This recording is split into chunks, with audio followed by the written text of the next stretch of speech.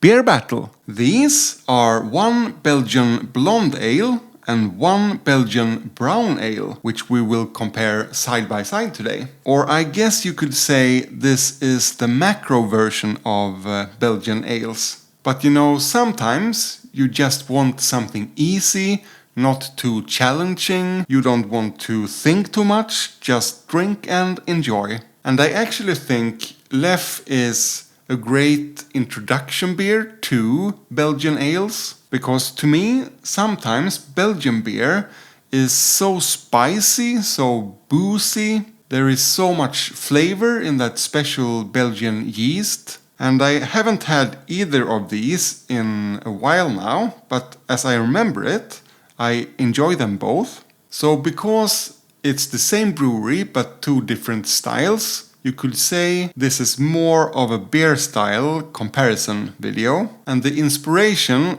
actually came from the fact that I own two glasses. I have a friend who loves this blonde ale, and I thought maybe we could drink it together sometimes. But I have actually never used the two glasses together, so I'm thinking of maybe selling one to get room for more glasses.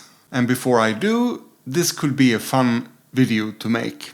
There are some different opinions on how to pronounce this label, and I'm not sure they actually have agreed on a pronunciation in Belgium. I know some words in Swedish, people in Gothenburg pronounce it differently from people in Stockholm, and it's different in the south and in the north. But I think if you want to pronounce it the Dutch way, it's Leffe, and in French it's Leffe. The Leffe monastery is in the French part of Belgium, actually pretty close to the French border. And also because I studied French in high school, I'm going with the French version in this video, which means we have Leffe Blonde and Leffe Brune. So I guess we'll peel off this cover.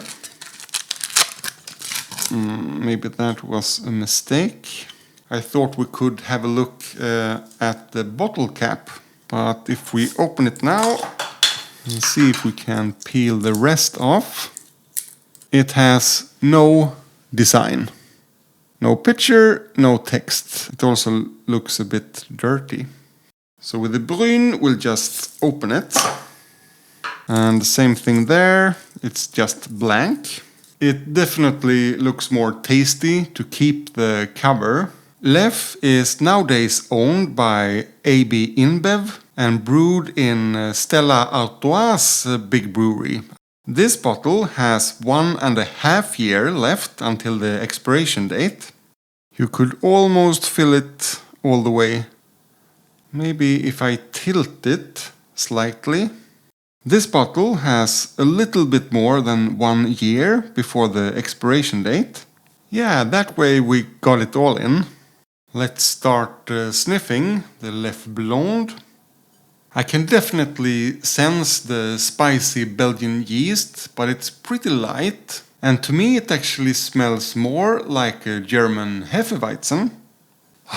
I'm so thirsty, and a moment ago I was very tired. It has been so much going on lately. I have worked a lot as well, and I didn't sleep very well or very much the last couple of days. But now I can feel the spirits returning. So what else? Cloves, lemon, honey as well. That is maybe something that is different from German Hefeweizen. Yeah, smells really sweet. You have some peppery notes. A little bit of that smoked salami note. I actually think it smells delicious. How about the Leffe Brune? Definitely more dark characters, like dates, butterscotch, syrup, raisins, milk chocolate. Yeah, it's like this is the main course, this is the dessert. So let's dig in, starting with Leffe Blonde. Cheers, Prost, À votre santé, skål.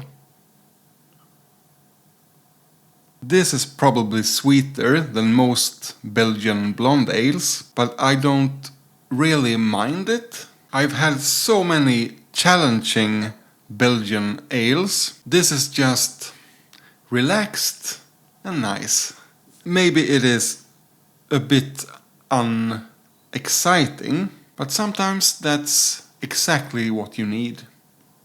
So if the aroma was pretty close to a German Hefeweizen, the taste definitely is not. The closest one might in that case be Erdinger, but it's not this sweet. You have a similar apricot taste, but almost no banana, and the cloves was mostly in the smell. You have some honey, almost sugar. This is actually a bit too sweet, even for me. You have some apples, some pears. There is a slight bitter orange, lemon seed kind of bitterness in the finish, but also some nice herbal notes. Maybe since I've had this the last time, I've tried so many, real Belgian blonde ales. So now I realize how sweet this actually is. I could easily have one more, I think, but just as long as I have the mindset, like this is almost more like a soda than a proper beer. Yeah, I'm actually kind of surprised. This is what I think about this beer, because last time I remember it as more full-bodied and more authentic Belgian, But let's have a sip of water and then go for the dessert after that very sweet main course. The Leffe Brune. Cheers, Prost, à votre santé, skål.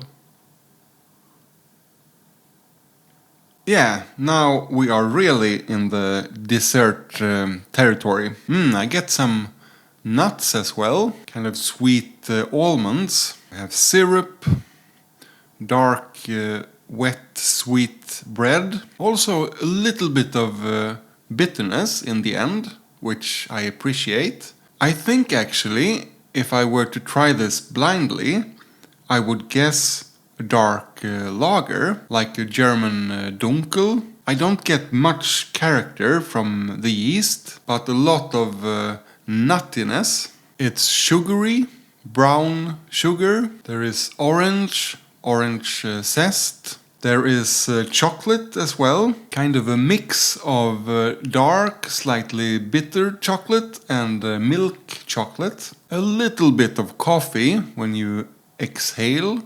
So far, to my surprise, I actually enjoy the Leffe Brune more than the Blonde. But let's have a sip of water again and go back to the Leffe Blonde. Coming after the brown ale, this was much more enjoyable. It's like you have more bright, fruity colors all of a sudden. Cloves, but very mild cloves in the form of bubble gum. Oh man, comparing beers are so interesting. In contrast to the brown ale, I actually found some sweet, overripe banana in the background. So interesting. That bumped the enjoyment 100%. What happens if we go straight into the Leffe Brune? That's also pleasant.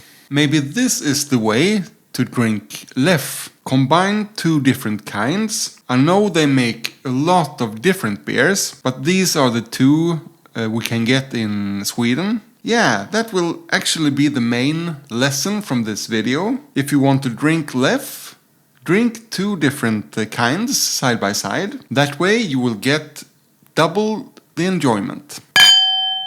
Click into this playlist for more beer battles. Thank you for watching, and remember, drink responsibly!